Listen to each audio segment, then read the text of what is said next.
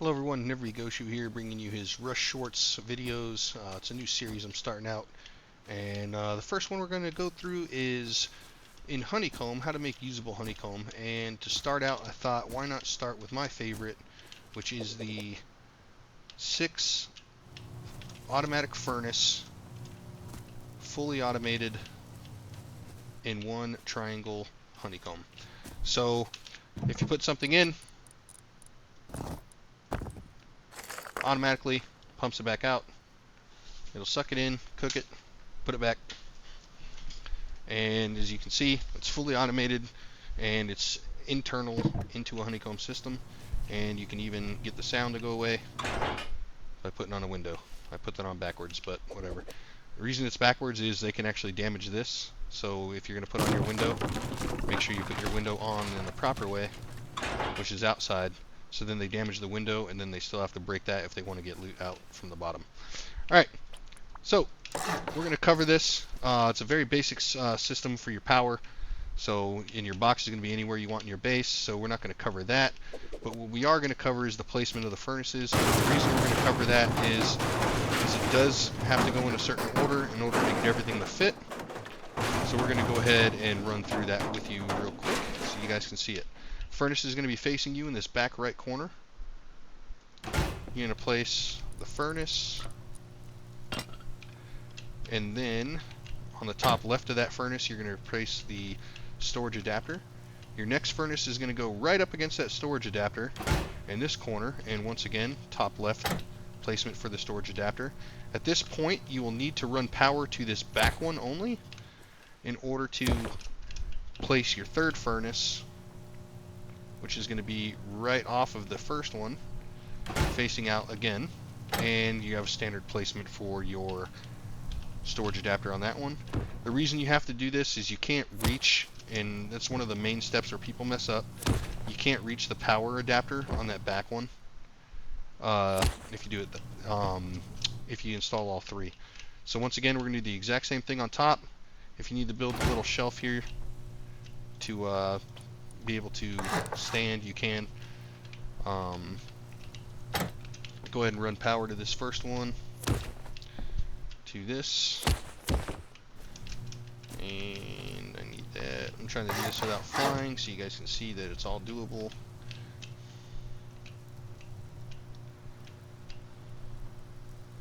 And if you placed everything properly, this should fit, and it doesn't look like it.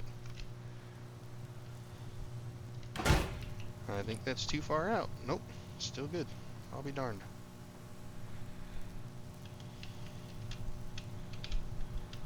That did not look like it fit, but it did.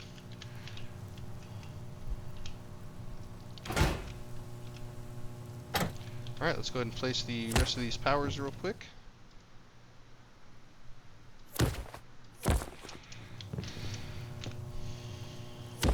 And we're good to go there. Alright, so after you've got those placed, we can go ahead and do our connections here. We're going to use 2 conveyors to do this system. Your first conveyor is going to be a out system. I'm sorry, the in system. The in system. So when it's the in system, when you put this wall on, you can't reach certain things, okay? So when you put this on, you can't reach that bottom one very easily, and then up here you're not going to be able to reach the top one. This adapter's bottom is hard, that adapter's top is hard. So what we need to do is we need to get all our connections in first that allow us to do this. And since this is going to be coming in, this is our out to the in, and that's going to start our loop.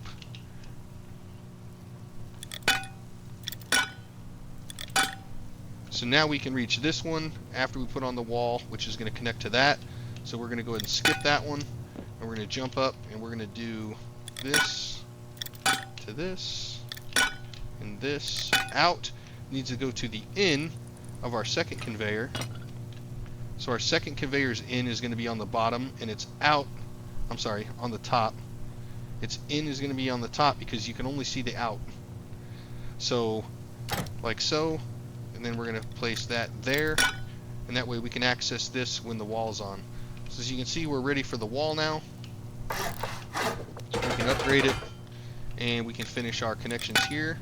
by coming down and just hitting that and then connecting here. It's usually a two-prong approach. There we go.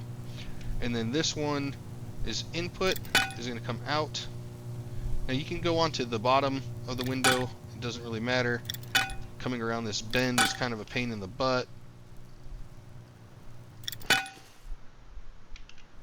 but we'll get it to work. See, I just glitched it out. So normally, if I was doing this, I'd have this kind of setup here.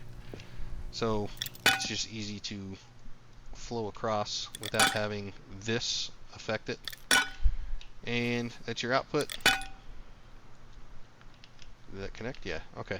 Then your input is going to come back around, and you can do the same thing, except this time we at least need to go to this, and then our output. So now, as you can see, let me just go ahead and grab some sulfur here. If we have 1K sulfur and we throw it in, it's going to take the sulfur as soon as we turn these on.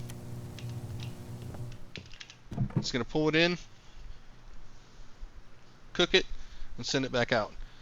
So we just accomplished a fully automated system that fits inside Honeycomb. So now you have usable Honeycomb that does everything you need it to do.